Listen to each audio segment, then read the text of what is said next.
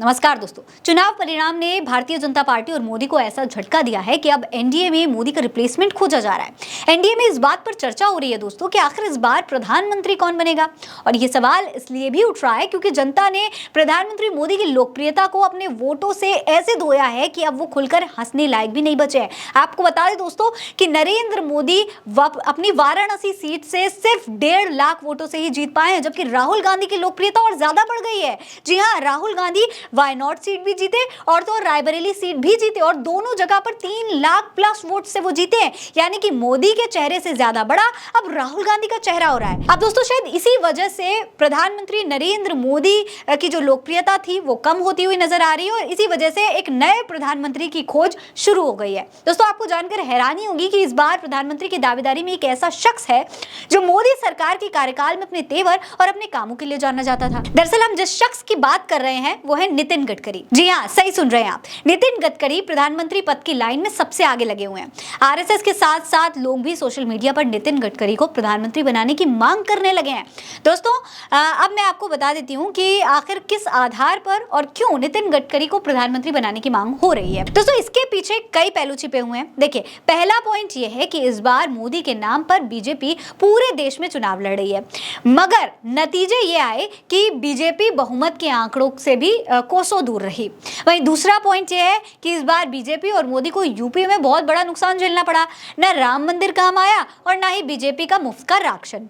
तीसरा पॉइंट जो सबसे इंपॉर्टेंट पॉइंट है वो ये है कि गडकरी का पार्टी के अंदर प्रभाव, पिछले कार्यकाल में गडकरी का बीजेपी के अंदर दबदबा बेहद मजबूत रहा है, जिसकी वजह से महाराष्ट्र और आरएसएस के साथ साथ उनका कनेक्शन बहुत अच्छा हो गया है। और आरएसएस को लेकर के बीजेपी ने पहले ही कह दिया था कि अब उन्हें किसी की भी जरूरत नहीं है, जिसकी वजह से प्रधानमंत्री का कांटा एनडीए के पांव में जोरों से गड़ा हुआ है। वहीं दोस्तों गडकरी के अलावा एक और नाम बहुत चर्चा में है और वो नाम है शिवराज सिंह चौहान का। जी हाँ, मध्य प्रदेश के शिवराज सिंह चौहान का नाम इसलिए भी पाइपलाइन में है क्योंकि शिवराज ने इस बार ऐतिहासिक 8 लाख से ज्यादा वोटों से जीत हासिल की है। जी हाँ, जिसकी वजह से उनकी जो दावेदारी थी वो काफी मजबूत हो गई है। अब गडकरी और शिवराज के प्रधानमंत्री बनने को लेकर के कांग्रेस नेता भी अपनी जो है बात रखना शुरू कर चुके हैं। इस पर कांग्रेस नेता उदित राज ने कहा है कि मोदी जी को लोग अजय समझ रहे थे, इसलिए पूरी ताकत हराने में नहीं लगाया, वरना 1.5 लाख की जीत को हार में बदलना मुश्किल नहीं था। जिनके नेतृत्व में पूरा चुनाव एनडीए का लड़ा हो वो इतने कम से जीते, वो कैसे नेता। शिवराज सिंह चौहान करीब 8 लाख वोटों से जीते, तो इनको या नितिन गडकरी या फिर अमित शाह जैसे लोगों को पीएम बनाना चाहिए, ये मेरा निजी सुझाव है। दोस्तों कांग्रेस के नेताओं के अलावा लोग भी सोशल मीडिया पर नितिन गडकरी को प्रधानमंत्री बनने की जो मांग थी वो उठाने लगे हैं। इस पर देखिए क्या कुछ लोग ट्वीट कर रहे हैं। अंकित सिंह कहते हैं कि भाजपा में फूट पड़ने का आसार दिख रहा है। नितिन गडकरी जी ने चुनाव नतीजों के बाद आरएसएस के नागपुर मुख्यालय में फोन मिलाया है। खबर आ रही है कि राष्ट्रीय स्वयंसेवक संघ मोदी की जगह किसी दूसरे बीजेपी के नेता को प्रधानमंत्री बनाना चाहता है। अगर ऐसा हुआ तो भाजपा 2 गुटों में बढ़ जाएगी।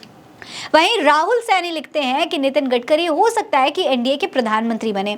नितिन गडकरी मोदी के नाम पर राजी नहीं है। अगर ऐसा हुआ तो जा सकते हैं इंडिया अलायंस के साथ। चंद्रबाबू नायडू भी नितिन गडकरी के नाम पर एनडीए के साथ आ सकते हैं। इसके अलावा सोनू लिख रहे हैं कि मेरे हिसाब से प्रधानमंत्री शिवराज सिंह चौहान, नितिन गडकरी, राजनाथ सिंह और नीतीश कुमार में से कोई एक होगा। नरेंद्र मोदी प्रधानमंत्री नहीं होंगे, ऐसा मेरा मानना है। दोस्तों नितिन यादव का कहना है कि राष्ट्रीय स्वयंसेवक संघ और नितिन गडकरी संपर्क में है।